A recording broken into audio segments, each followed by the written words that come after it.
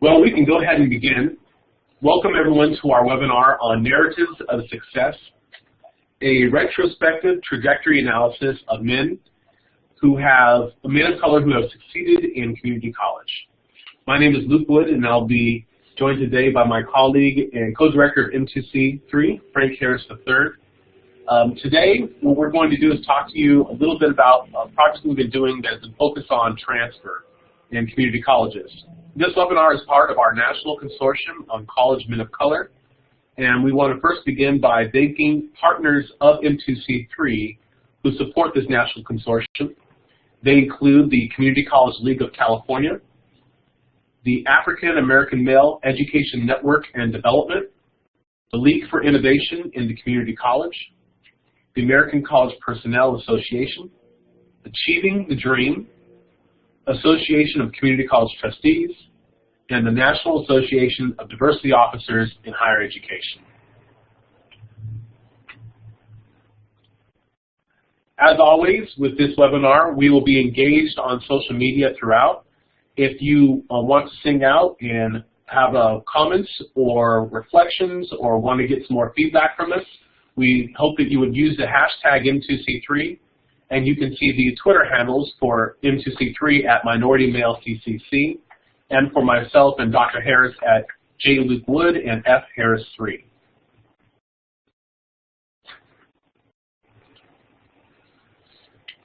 For those of you who are new to us or are unfamiliar with the consortium, we'd like to take a quick moment to just tell you a little bit about M2C3. The Minority Male Community College Collaborative was founded in 2011 to partner with community colleges to support their capacity in advancing the success of historically underrepresented and underserved mid and post-secondary education, particularly men of color. One of the primary projects of M2C3 is this National Consortium on College Men of Color, where we host regular webinars and information sharing sessions focused on colleges that are part of the consortium to support them in advancing efforts on their campus. We also have products in terms of books and reports that we put out. In the center of your screen, you can see one of our most recent books, the Teaching Men of Color in the Community College, a guidebook. If you're interested in this, you can go to our website to get information or go to Red Shelf, where you can get the e-version of the book. The book is also available in print form. In addition, a large component of the work that we do is based upon assessment. We have a number of instruments that we use that do this. The first is the Community College Survey of Men, which is an institutional level needs assessments tool that's used at a number of colleges throughout the country. In fact, over the past several years, it's been used at over 60 community colleges with 12,000 men.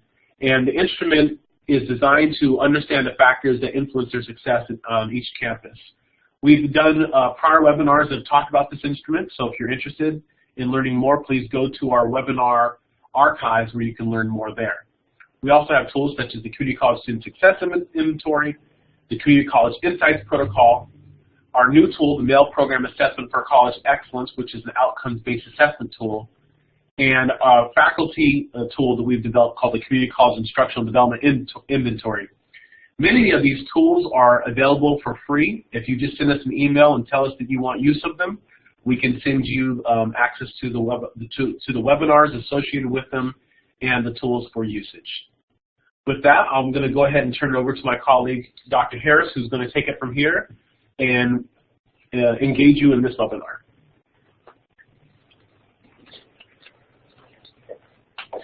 Thank you, Luke. Just picking up where Luke left off, I think it's important for us to at least contextualize our discussion about student success for men of color in community colleges by just highlighting some points that are salient in the published literature on the topic. First and foremost, we know that that men of color tend to be overrepresented in remedial and developmental education courses that do not count for college or degree credit. We know that they are among the least likely to transfer, earn a degree or certificate as well. We also know that men of color report an apprehension to engage in class, primarily because of racial gender stereotypes and poor relationships with faculty members. By and large, stereotypes that portray them as unintelligent or disinterested in learning. And we also know that men of color report encountering hostile classroom and campus environments, which they often attribute to their identities as men of color. And these and other notable trends and disparities really reinforce a need to better understand the experiences of men of color in community colleges, and perhaps more importantly, devise strategies to improve their success in community college and beyond.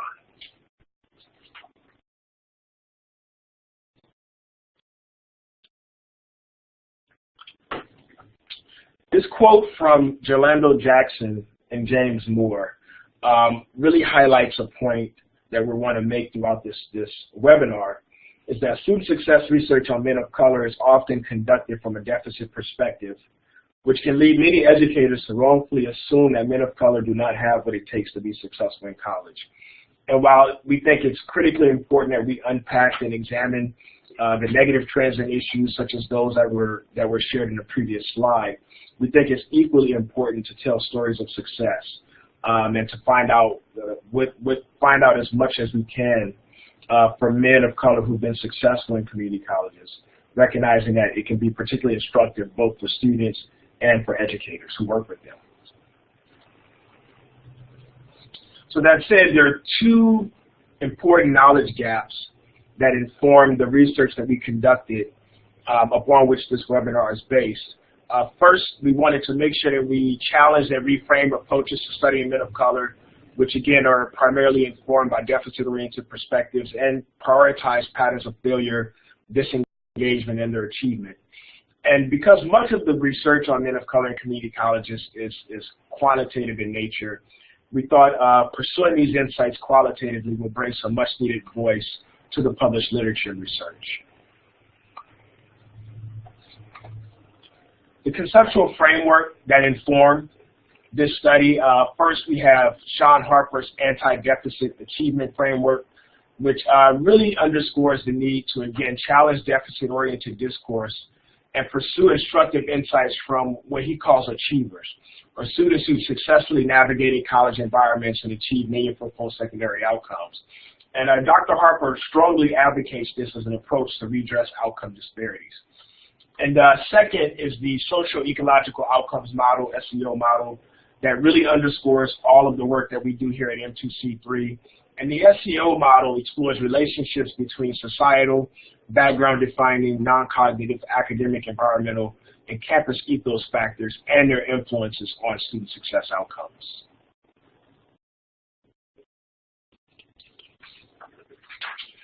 The research questions that informed the study were phenomenological in nature. So primarily, what meanings do men of color who successfully navigated pathways from community college to four-year institutions ascribe to their experiences and success? We wanted to not only understand the critical factors that were influential in the success of these students, but really to kind of hear from their perspectives how they made meaning and made sense of those experiences. So in doing so, we purposely sought men of color, so students who identified as men of color, who began their post-secondary education careers in community colleges. And we invited each participant to construct what's called a trajectory analysis statement that captured the experiences, strategies, resources, relationships, supports, and other critical factors that enabled them to succeed despite systemic barriers that are often faced in education for these students. And to give you a little bit more detail about trajectory analysis, the primary aim of it is to capture the insights and to really get us focused deeply on how, in this case, men of color in community colleges navigated critical moments in their educational journeys and the strategies that they regularly employed to overcome these challenges. So what we asked the students to do was to identify validating agents, which could be family members, faculty members, counselors, student services professionals, and peers, in their pathways, and offer concrete examples of how these individuals contributed to their success. And while we were primarily focused on the participants' lived experiences in community college, we also invited them to recall and share key moments in their K-12, baccalaureate, and post-baccalaureate schooling that could help us understand their experiences.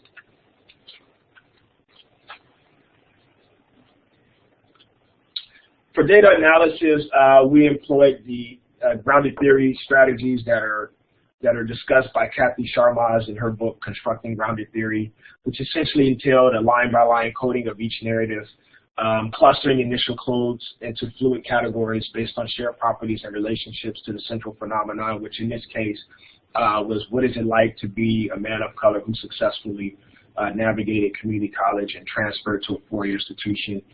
And of course, axle coding, in which we explored the relationships between categories and identified emerging themes which comprise the primary content of this webinar. To give you a little bit of a snapshot of who the participants were, there were 15 who participated in the project, and they represent diverse backgrounds and experiences, which you'll see shortly. Most of them came from low-income backgrounds and were the first in their families to attend college. And you can see that there were 8 undergraduate institutions represented among the 15 participants.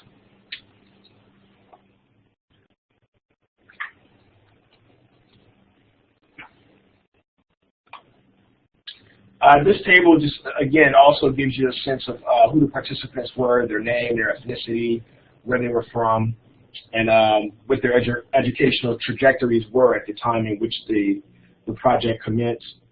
Again, they were all community college students who transferred to a four-year institution. Many were from low-income communities and were the first in their families to attend college. And we also have to acknowledge that there is an overrepresentation of Black, Mexican-American men, as well as students who were from California.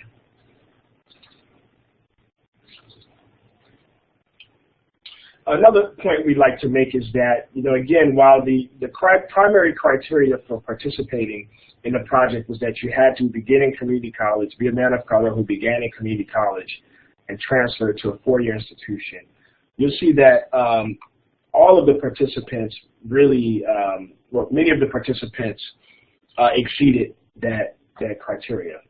7 of the 15 are pursuing post-baccalaureate or have earned post-baccalaureate degrees, which we thought was quite impressive.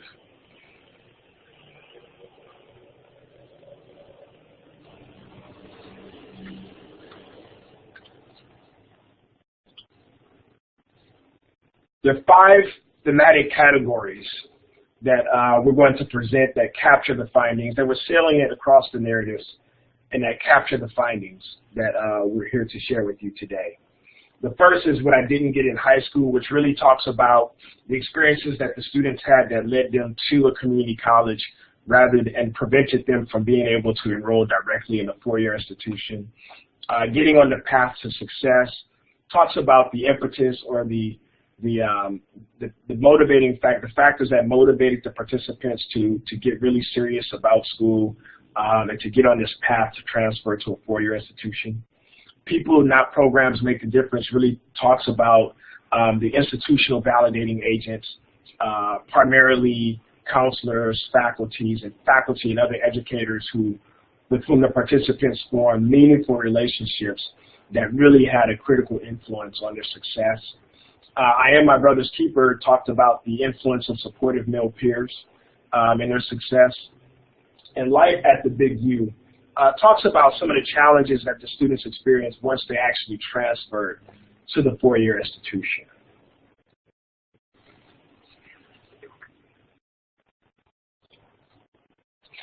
Our first theme, what I didn't get in high school. In the narratives, the participants discuss their high school academic experiences, and in most cases, they indicated that they did not get the knowledge or academic preparation that they needed to matriculate to a university directly out of high school. Some of the participants acknowledged that they had hoped to attend a university after high school, but found themselves unprepared or underprepared to do so for various reasons. For example, one participant noted that he had received some misleading information from his college counselor, and despite his best efforts, was not admitted to a university. And this was captured in the first quote: "I had dreams of attending a four-year university, and I prepared as such by taking SAT prep courses and AP courses. But with the combination of misleading academic counseling, guidance, and an overall lack of college admission knowledge, I wasn't accepted to any college of choice." Another participant also spoke about not being exposed to college while in school. For this young man, enrolling in community college was a strategy to stay away from trouble in his neighborhood. Quote, I grew up unexposed to the concept of college as it was never spoken to me during my youth. Attending community college was difficult for me because I was not prepared for college-level academic work because of my subpar K-12 education experience, and I lacked the necessary study skills to be successful. Additionally, the college system was foreign to me. I did not know the difference between a community college, a California State University, and a University of California institution prior to enrolling in a community college. Let alone that transferring to a university was an option. I had simply enrolled in community college to avoid the trappings of my neighborhood.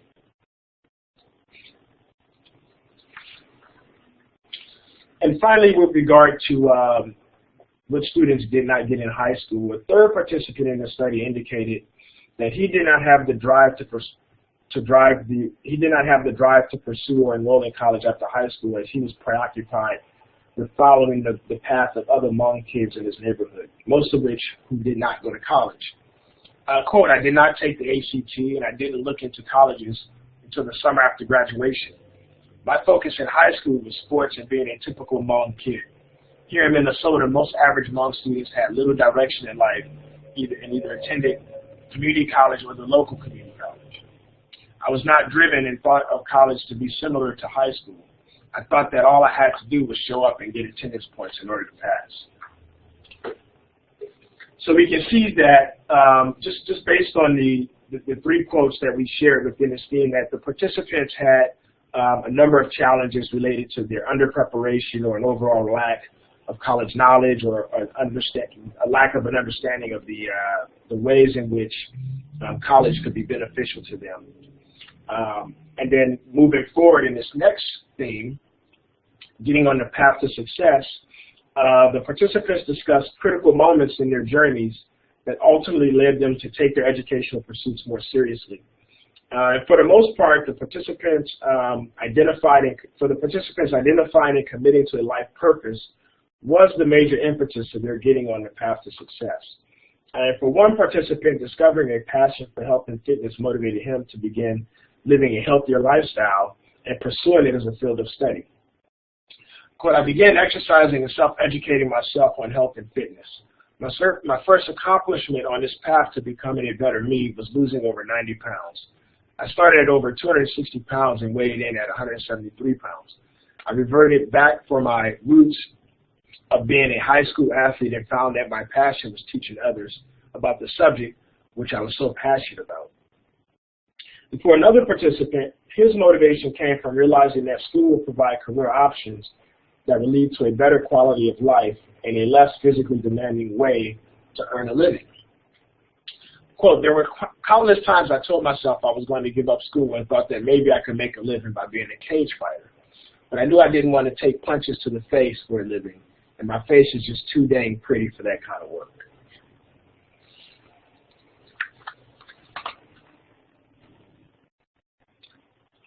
Our third theme, people, not programs, make a difference. And in this regard, the participants shared their experiences in various academic support and retention programs that played a role in their success. However, it was made evident throughout these discussions that the people with whom the participants connected and the relationships that were established are what made these programs special. And this was made evident in the first representative quote, in which the participant noted, although the programs and student organizations were very important in my journey through the community college and university, the people and mentors that have supported me along the way has been the difference in my persistence in earning a higher education. And in some instances, programs provided an opportunity for the participants to establish relationships with professors, which we know is a key indicator of student success for men of color in community colleges. And we see this represented in the second quote on the slide. I developed a close relationship with Dr. B that led me to join her program in my community college in biotechnology. In this program, B kept close tabs on her students enrolled in her program, where she would provide counseling, tutoring, and internship opportunities to her students. Even before transferring to the university, Dr. B had found an internship for me at the school. In the next quote,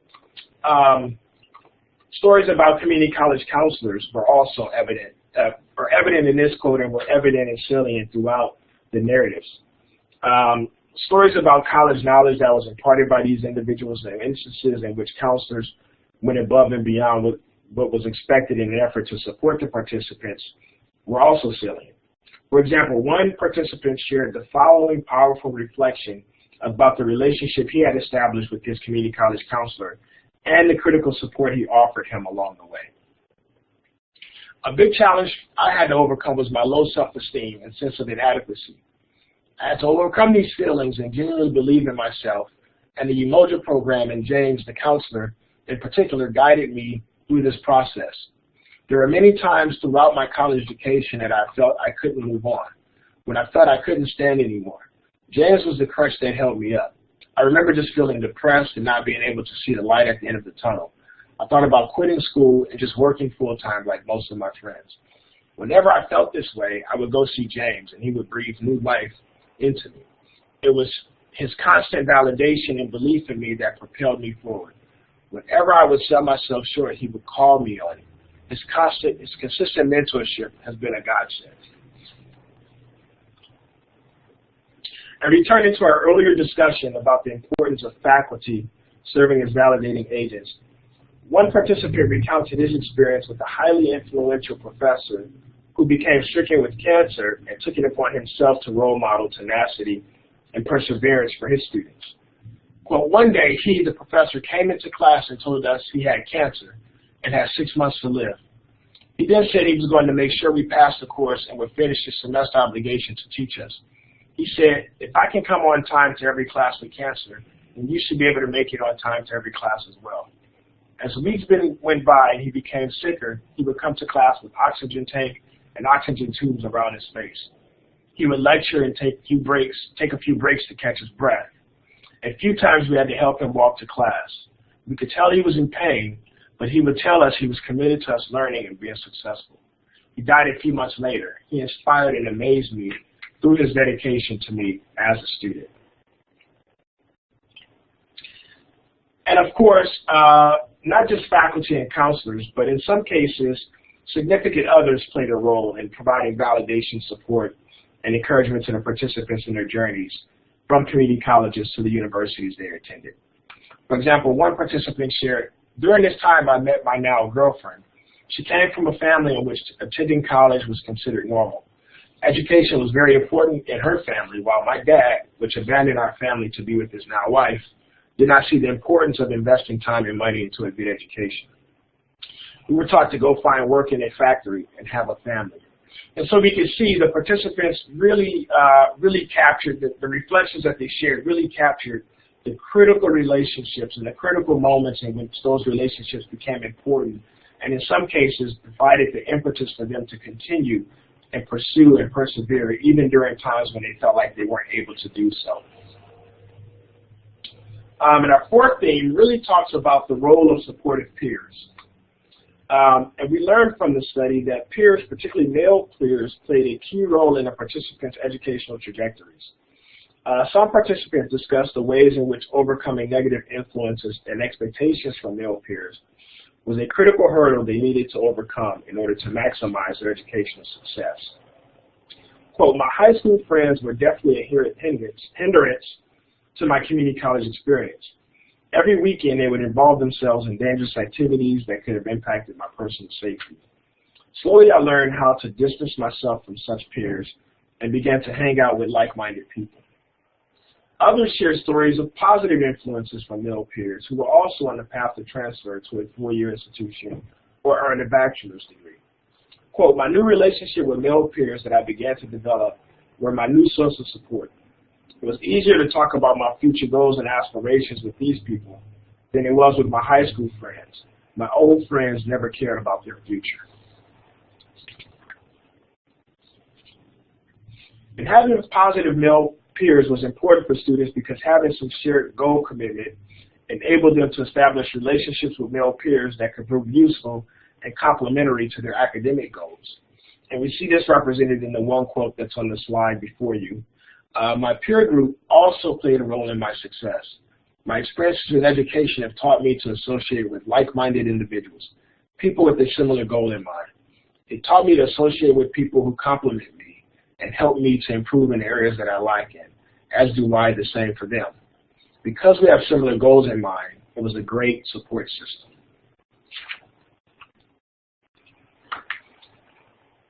And while all of the participants successfully transferred to a university, adjusting to a new institutional context did not come without its challenges.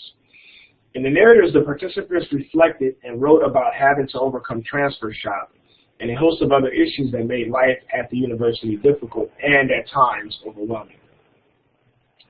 For some participants, staying disciplined, focused, and committed to their new goals was tough, given the newfound freedoms that accompany university life. As we see here in the first quote, what I had not learned at the community college was how to deal with the new freedom and extra time that I had. In the last 2 quarters of my first year at the university, I became very socially involved, and therefore I lost sight of what my academic goals were upon entering the university. Another participant had to adjust to the competitive ethos of the university environment and recognize that establishing a community of supportive peers would be difficult. Quote, the university environment is more of a competitive one where people who are doing good tend to only want to study by peers of their same academic rank and discard ones who are barely making the class. Throughout my university years, I have not found a reliable group of individuals who would want to study with me due to this competitive environment where everyone is striving to be the best.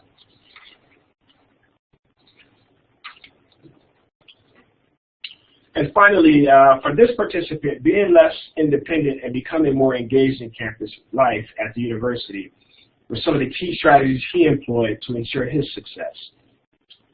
Quote, my transition to the academic rigor was rough my first semester, and that's when I learned that I could not be as stubbornly independent as I once was. Study groups became my way to survive courses that were challenging. I chose to live in a residence hall because I wanted that experience and really enjoyed my time there. So overall, we see from the 5 themes and the data that representative quotes that were presented is that these participants began their educational journeys with some sort of challenge that stemmed from their K through 12 experiences, being underprepared, not having the knowledge that it took to enroll immediately into a university. There was some impetus and some motivating factor that got them on the path to academic success and got them on the path to transfer. Their journeys were made possible by a host of important, influential relationships with faculty, with counselors, and with male peers. And we also find that they had to sort of reorient or recalibrate their experiences and recalibrate the way in which they approached their learning once they transitioned to the 4A institution, which was much more competitive, in which they had more freedoms and responsibilities than with the experience at the community college. So that said, there are several implications for practice that we think are important to highlight, and important lessons learned that you should be mindful of in your work with men of color. First and foremost, we think it's important to incorporate success stories like the ones in which we shared here in the webinar, into professional development activities for faculty and staff. And in doing so, really focus on professional development on building trust, rapport, and positive relationships with men of color. And as we see evident, this issue of relationships consistently emerged throughout the narratives as really critical and really important for these students. We also think it's important to ensure that the elements that facilitate student success are embedded in the campus ethos at the community college. So making sure that there's adequate college knowledge about the different university options and the process in which students have to follow in order to transfer successfully to a 4-year institution, be it at a transfer center or in some sort of support program, or ideally it's embedded into courses and other experiences in which students that are already built into the typical student experience. And institutional agents as well, so making sure that there's a critical mass of institutional agents who touch upon this, who students can reach out to and who are there to provide those messages of validations, insights, and support for students. We also think it's critically important that we continue to challenge deficit sense-making and redress disparities from what Estella Ben Simone calls an equity-minded perspective. So again, it's not about blaming the student. It's not about using student deficits as a way to absolve one's responsibility of making sure that students are successful. So we have to really kind of rethink the ways in which we make sense of these problems and disparities, which in turn have some influence on how we approach them and the strategies that we employ in order to redress them. Next, creating opportunities for men of color to build community and capitalize on interactions with supportive peers is also important. You may recall that these students talked about supportive male peers and the role in which they played in their success. So we think having organic opportunities for those types of relationships to form and be fostered is also important for these students. And finally, support men of color who are nearing transfer to develop the skills and competencies that are critical for success at four-year institutions to ensure that they continue to be successful upon transfer. So talking about how can they engage in educationally purposeful involvement activities and not just take on anything for no strategic reason at all. Talking about the time management strategies that they're going to have in place at the four-year, which may be different from what they've had to do in order to be successful at the community college. And really preparing them to go into this fiercely competitive environment, which at the at four-year institutions tend to permeate the experiences of these students. That said, we want to thank you for joining us at the webinar, and I'm going to invite Luke to come up and talk about our next webinar and to send us off. So again, thank you.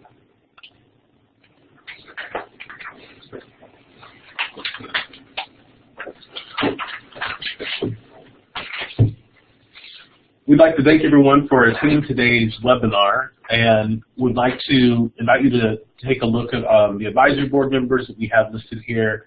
We just want to, as always, thank them for the incredible support that they provide us in being able to execute this, the efforts that we take here at M2C3. In terms of upcoming webinars, we have a very robust schedule set for this year. We will send the schedule out to all those who participated in today's webinar, as we've been making updates since you probably have seen it last, if you've seen it.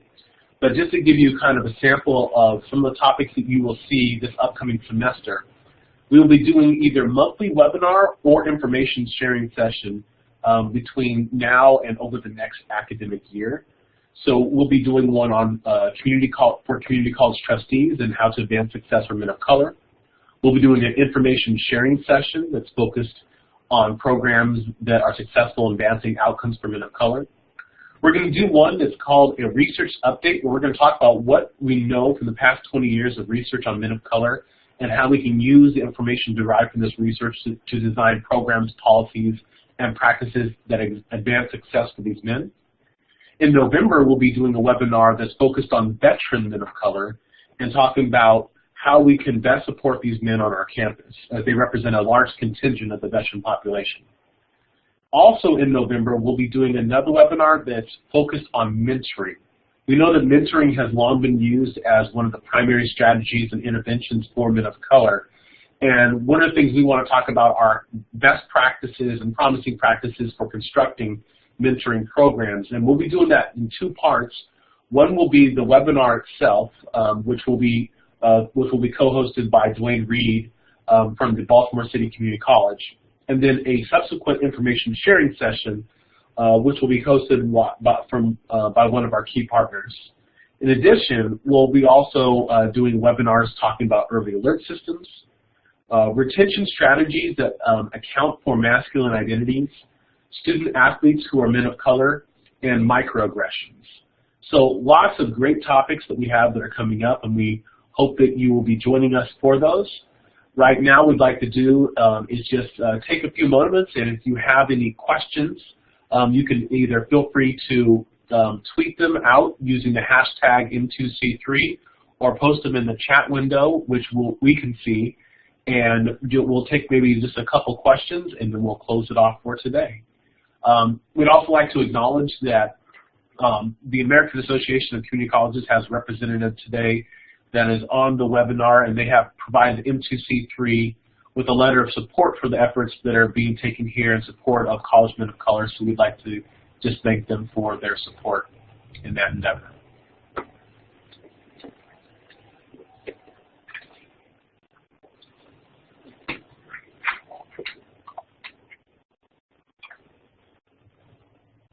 And again, at this time, we'll be happy to respond to a few questions.